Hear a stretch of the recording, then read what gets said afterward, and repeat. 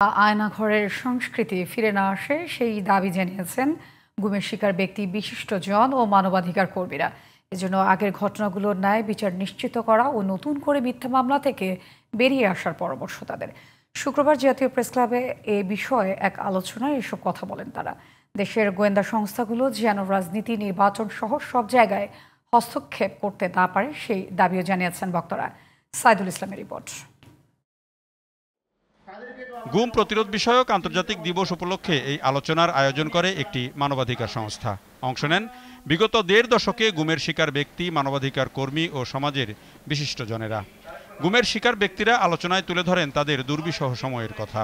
কলকাতা দমদম জেলে, পরে ওই জায়গায় আমি ছিলাম হলো ৭ মাসের উপরে। ওরাই বললো যে এখানে একটা ফারাক্কা আছে, ফেলে দিয়ে মেরে দেই। তখন আমি ভাবছিলাম হয়তো আমি আমার সন্তানদের কাছ থেকে আজ থেকে চিরবিদায় নিলাম। কোনো আশাবন্ধক আমরা দেখতে পাচ্ছি না। এখন পর্যন্ত আমার গুমের সব প্রমাণ আছে, কোনো কিছু শুরু হয় নাই।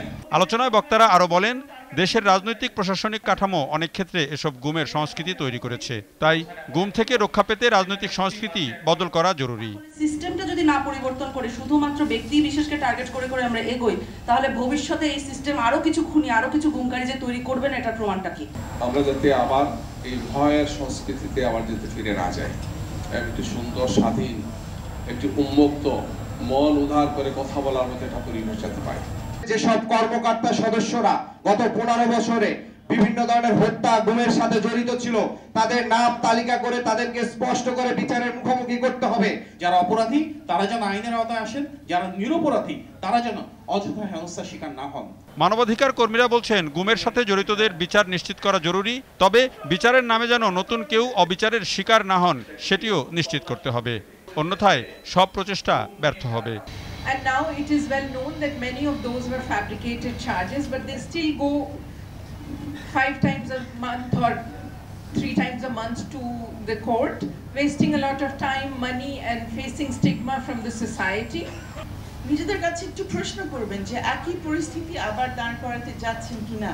বিচার অবশ্যই চাইবেন, কিন্তু সেই বিচার ন্যায় বিচার হতে হবে। বিচারের নামে যদি ভুল ব্যক্তির কাছে চলে যাই, তাকে যদি ধরিয়ে দিই, তাকে যদি আটকে দিই, তাহলে আমরা কিন্তু পিছু হাঁটবো। এখন যে ঘটনাগুলো ঘটছে, যা ঘটছে, অস্বীকার করার উপায় নাই। মব তৈরি করে বা অন্যান্য বিভিন্ন কায়দায় এগুলো বন্ধ করতে হবে। এগুলি কিন্তু ফ্যাসিজম আসার সুযোগ তৈরি করে দেয়। গুম প্রতিরোধে যে আইন হচ্ছে তা যেন যথার্থ পদ্ধতিতে হয় এবং আইনের প্রয়োগ যেন প্রকৃত অপরাধীদের ধরতে পারে তা নিশ্চিত করার দাবি জানিয়েছেন মানবাধিকার কর্মীরা। Saidul Islam, GTV news, Dhaka.